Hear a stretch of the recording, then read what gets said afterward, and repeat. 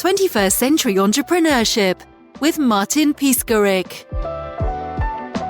Yeah, so we've got the book You Can't Do It Alone, which is just launched at the end of last year, which is a lot of the media. So how the PR team would have been able to get access to you.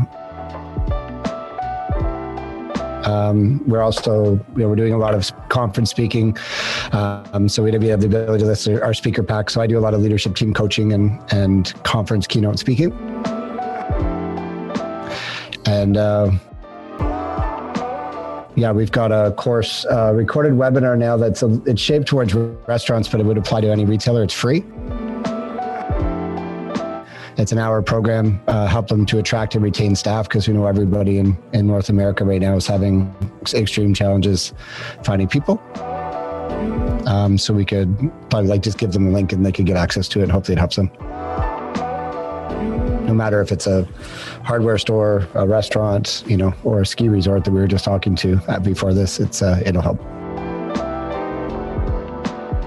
Let's continue with the Great Resignation context. What does it mean? Yeah, I think we're seeing this across all industries right now, where a lot of people, based on the challenges of the pandemic, are looking at their satisfaction in their employment. They're looking at their ability to grow. Based on the challenges of the pandemic, they're questioning, does my employer, does my company have the ability to transition through this? So everyone's being, which they should be, a bit selfish in looking at what's next for me. And what we're seeing in a lot of cases is a significant amount of turnover in management and leadership positions across all major industries. So the Great Resignation is people basically stepping outside the roles that they might have been in for 2 years, 5 years, 20 years, and deciding to take that leap into something new. The challenge is what's the motivation? Is it because the grass is greener, or is it due to concern or lack of trust or perception of stability through their current employer? So the Great Resignation is people are moving on to other jobs, leaving massive leadership gaps in pretty much every major industry in North America right now. And that does ripple globally, but definitely the US market being about 12 months ahead of what we're seeing where I am in Canada.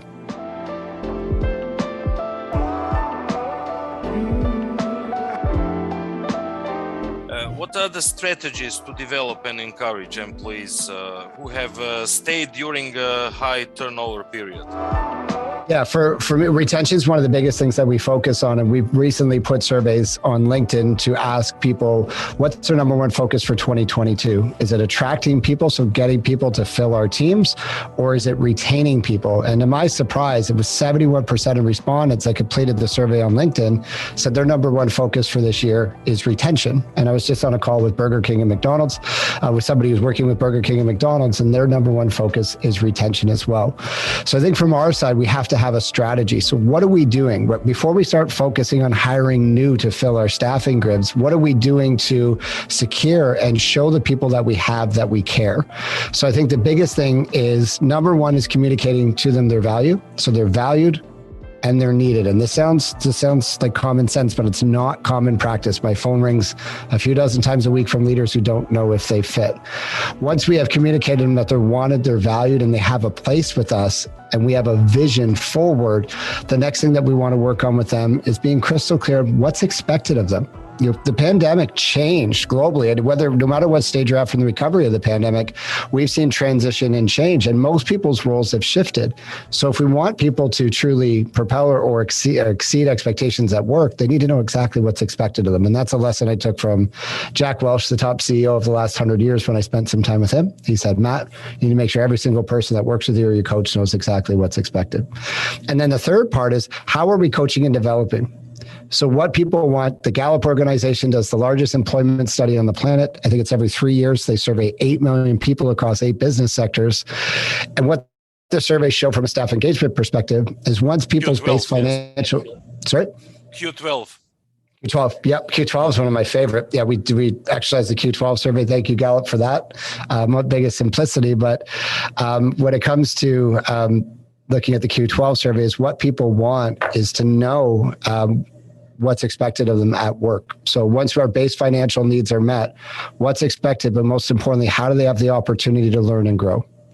So as people, And if we're not growing, it's the perception as humans that we're contracting, or we use the dramatic word, we're dying. But Gallup shares number one, base financial needs. But once that's exceeded, once I pay my rent, pay my mortgage, take my partner out for dinner or do something with my kids, I want to feel like I'm learning and growing. And if we want to retain people, that needs to be the core anchor for us to make sure people know how they're going to grow inside. And that doesn't always mean promotion. Doesn't mean they have to go up. It can mean they develop in their existing roles, that they continue to grow their skill set where they are. It's not always climbing the corporate ladder.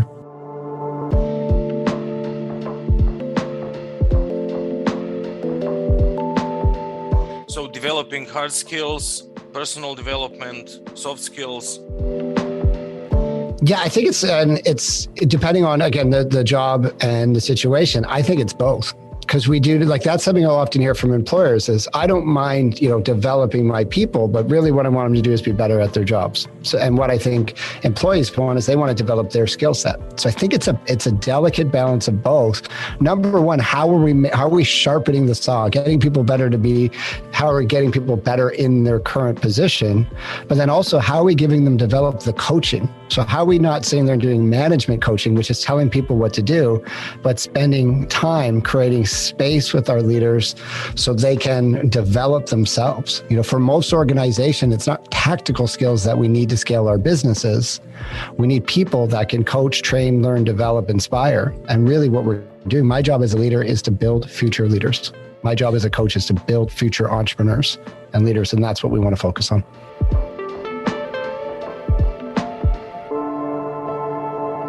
What's the role of positive psychology in the whole process? That's a huge thing. So that's where I've spent my last 6 months, and I'm sure you've done some work there. But I think coming out of the pandemic, what I see is, I hear a lot about what the challenges are in the market. And what we really want to look at is it a psychology issue or a system issue? And I can tell you, as a business owner myself, I have a lot of wounds from the pandemic. And some of the things that were in the way of growing my own business, they were my psychology. I can't find staff, or we need more cash flow, or we need more equity to scale. So the one thing that I encourage leadership teams to focus on is it an emotional roadblock that's in the way? And if it is, I respect that. What every leader's gone through in the last 24 months is bizarre. It's challenging. It's been difficult. But most times, and I would say 80% of the time, it is actually a psychology roadblock, not a business system roadblock. And once we can remove the block in the mindset, then we can put the system in place. But if you step over what's really in the way, as you know, we're not going to move forward.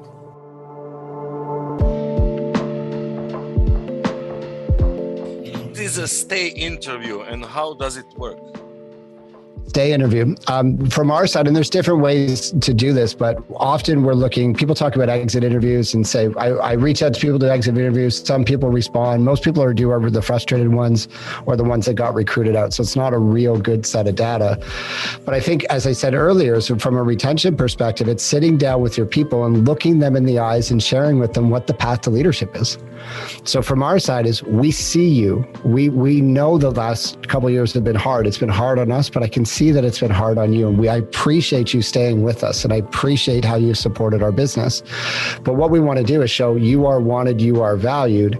Here's what's expected of you, but here's your path to leadership. So for every company that I coach, we create a simple structure that shows how they move from entry-level positions through to management. There's no guarantees, but what are the core skill sets and what are the average timelines? So we're creating realistic expectations for our leaders.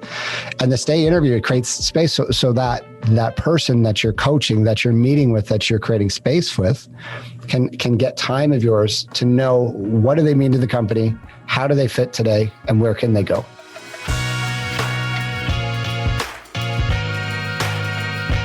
Beside the role of communication, is there any different cost structure now than before the pandemic? I think what we saw with a lot of industries and a lot of teams, and my home is hospitality, so restaurants, hotels, and I was just on with a bunch of a golf club association looking at that space. But based on the contraction of the industry, so we've all had to tighten up costs, a lot of leaders are doing things that are outside their core talent.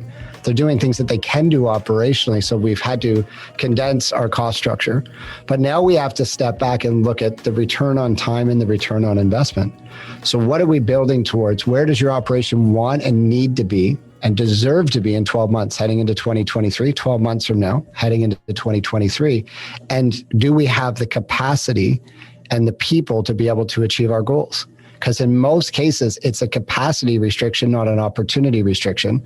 And it's hard to go to somebody to say, we just lost X amount of dollars last year and we need to add 2-3 people to our headcount.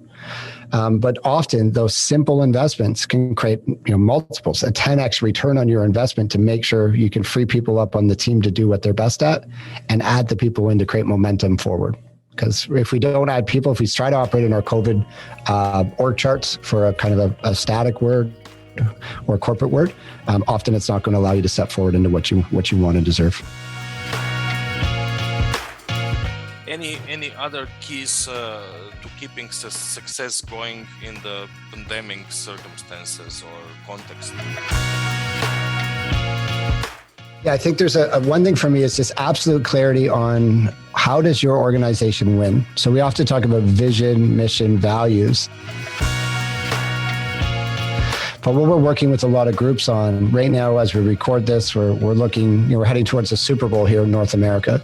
So the teams that are competing, in the playoffs this weekend know exactly what the definition of success is. And I often work with leaders in organizations, and we have financial targets, we have profitability or cost targets. Those are a result of human behavior, and they don't often spark emotion unless you have huge bonuses tied to those results. But what I want the leaders to be able to do is clearly articulate in 1 or 2 sentences is how do you win and why should your team care? So for example, if we flesh this out a bit, if we're able to grow at X percentage rate, we would be able to hire the X amount of people, which allows for growth in the organization, but allows existing team members to move up in the company. Everybody wins. And by the way, when we do that and we're able to step forward to our goal, we can service more clients. We would clean that up into a single sentence.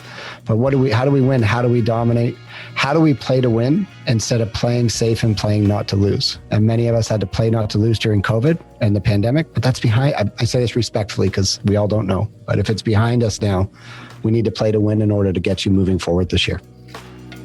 21st Century Entrepreneurship with Martin Piskarik.